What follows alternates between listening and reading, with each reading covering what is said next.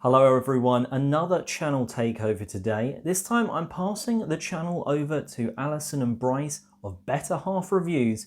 And this is a topic which sounds sort of a little bit mundane, game boxes, but they make some really valid points and it's made me think about some of the ones in my collection as well. Now I'll pass over to them. Thanks, Oliver, for letting us take over your channel for a second. For those who don't know me, I am Allison. I'm Bryce. And we're Better Half Reviews. So we're going to be chatting with you a little bit about box sizes. So board games come in all shapes and sizes, from the tiniest to... big. Very big.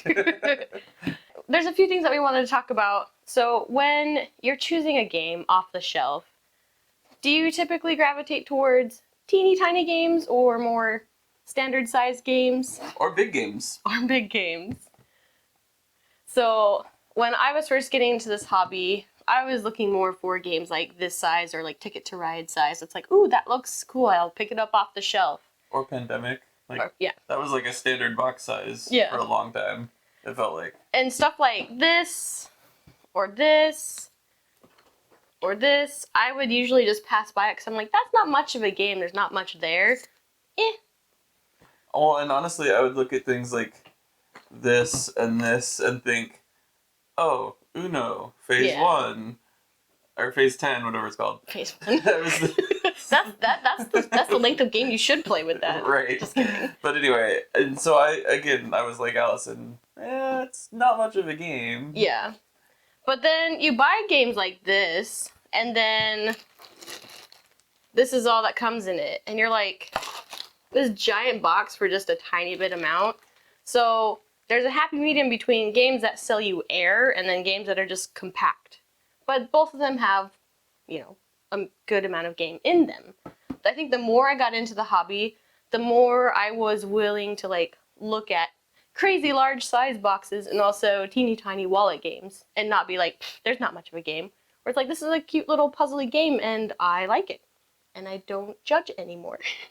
Well, and I know you had told me before, you would not have bought Splendor had you known this was all that there was to the game. Yeah, if it was like a tiny box. You looked at the box and you were like, yeah, that looks like a good, sized game. It's going to have stuff in it. But yeah, getting into the hobby, I would have, if they had the tiny box, I would have been like, whatever. But now I'm like, they should have a tiny box. Anyway, getting into the hobby more, I don't judge by the size anymore as much-ish. But I still want a good amount of game. How do you feel about awkward sized boxes? So that is one of my biggest pet peeves. And I know not everybody is going to have a calyx, but come on. It's make it so it fits at least in a calyx. That's kind of, standard? I don't know, a standard gamer type thing. But then the other point is, this is a great display piece, which is what we use it as because that's our only option. But I mean, I do love it that it's beautiful, but yeah. Or cut it in half, stack it on top of each other, then it fits in a calyx. They did that with the second one. That's the second one, not the first one. But then you get the awkward sized boxes. We don't really have many, but I know there's a Cat Lady Deluxe, and it's in the shape. It's a tin in the shape of a cat, and it's you can't properly stack that very well. I mean, it's probably good for marketing, especially at Target or something, where you're gonna have a lot of maybe non-gamers. But as a gamer, I'm annoyed by it. Yeah. Just because I want everything to look nice in the calyx, and having an awkward sized tin just randomly hanging out somewhere is well. If it gets bumped or dinged, then the lid might not stay on, and then that's a whole other issue. But yeah. But I feel like most our games don't have a lot of air in them. Well, okay, never mind. Some of them do. Splendor did used to come with an insert. I don't have it anymore. And you could barely fit all the pieces in it, and it's just so much space. And you're like, come on. Well, we got rid of the insert to put the expansion in one box. I used to jam the expansion in and put some stuff underneath, and I was like, this is really annoying. So I have the expansion stuff just over there, but yeah, they're just in baggies. But I do like inserts, but that's something else. I was going to say, a good insert will change my mind about the box, because as much as I complain about this thing, I love the inserts for it. Yeah. And think it was done really well. That's true. But again, you could have still cut it in half and stacked the inserts on top of each other and you the box. Yeah, then it would be like a whole giant calyx square, but it would still fit in the calyx. It would still fit in a calyx. Anyway, so what is your opinion about box sizes? Like, do you just pass over small games to go for like regular size games? Or are you all about like big deluxe games? Do you try to avoid games that have a lot of air in them? There are lots of... Or what about games with multiple boxes? Ooh. Do you like everything in one box? Or do you like the organization of having it in different boxes? That's a whole other thing. Like, that is a whole other topic too. Like Everdell, we currently have them all separated, but we're going to get the big collector's box, but that's probably not going to fit in a calyx shelf unless you put it sideways. But is there a difference between a lot of like just base content being in a bunch of different boxes? Like some of those huge games. Ooh. Or you open up a can of worms. having expansions all in one box. Yeah. Because we recently got the big box for Architects of the West Kingdom, and we have all the expansions in it, and that's nice. Mm-hmm. But I can see an argument for keeping expansions separate, just in case you don't want to play with them or whatever. True. So, I don't know. There's a lot to talk about, more than I thought about with boxes, and we could probably keep talking because we're total nerds when it comes to board games, and you probably are too if you're watching this. Anyway, so box sizes, what do you think is best? What size is best? What game is best? Anyway. That's a different question. I think they've both nailed this one on the head there. In terms of 100%, Splendor is one of the worst offenders when it comes to box size to air size ratio. It is just like one of the worst offenders. It's by far from the only one. It's probably the one that comes to mind most when gamers are speaking about it, because you know it's such a well-selling game, and for a short period of time, or a relatively long period of time, it was one of those go-to games that everyone's sort of saying play this one. And I think it just, when you've taken all the components out and certainly when you take the insert out and put them back, it looks silly almost that there's that little in the box.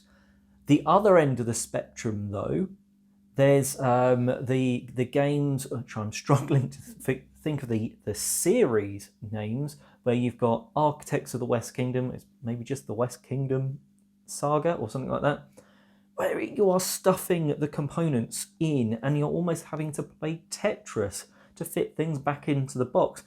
Now, I don't mind if I'm having to play a bit of Tetris to fit an expansion and a game into a box. But when I'm just having to, perfectly align everything in a box just to get the base game into the base game box, that's also an issue for me. And while we're talking about boxes, I'm going to complain about the one on my shelf, which I think the game is great. The box kind of looks great, but the Lords of Waterdeep box is just so unusable sometimes because it's got like the most shallow box lid. It just feels if you're not storing it flat and perfectly, it's just going to fall off and the components are going to go everywhere. But coming back to their point and their question about sizing of boxes, actually, yeah, I'll be in agreement here. When I first started playing games, I've just got Quicks here, Quicks Longo.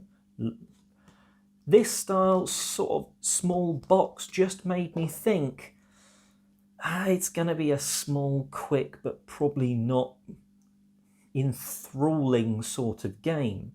Let alone the wallet games, 18 cards in a deck. Now, that sort of maybe intrigues me more than a standard box like that. But I think a Ticket to Ride size box felt like I was getting a game. I'm getting a lot of components in the box here. It's a good size. It's calyx friendly. But there's something mentally, it just makes me think that I'm getting not necessarily more of a game, but a more robust sort of board game with lots of stuff. It really doesn't always play out that way. You can, a small game like The Mind is going to entertain a group of people for so long, over so many plays. And then, another sort of boxed game, well, it might not entertain you for that long at all. Even though it's maybe a one long play, can you get it back to the table? There's also the thing of portability. A small game fits in your pocket, fits in your bag, or whatever. Play it on a plane, on a train, or something like that. You're not going to be trying to play Scythe on a table in a train, but a small card game or something, well, you probably will. And that's where I probably sit. There's different games for different occasions, and now I wouldn't walk past a small box game. I'd probably still look into it more though. I'd probably still think, am I getting a full game experience / when would I play this? I've got lots of small games. Do I need more? Do I need more big games? Probably not either. But anyway, enough of me rambling. Let's pass back to them and they'll just tell you a little bit more about themselves. So you can go and check out their channel, which I would highly, highly recommend. So if you are wondering where you can find us on social media, we're Better Half Reviews on Instagram, YouTube, and a little bit on Facebook. We're posting all the time on Instagram with different pictures. Okay, I'm posting all the time with pictures and our day-to-day gaming, and you can tell them what we do on YouTube. We make videos on YouTube. Well, duh. We have a lot of gaming reviews on YouTube. We've been wanting to do playthroughs, and that will hopefully be coming soon. So, and we do Kickstarter previews and top 10 lists and collaboration videos as well. Yeah, I kind of shortchanged ourselves there. Yeah, a little bit. We do videos. Anyway, so we have a lot of fun with what we're doing, and we're a little bit silly. So if you like silly, you can check us out. I'm Allison. I'm Bryce, and we're Better Half Reviews. Happy gaming. Have fun. Thanks, Oliver.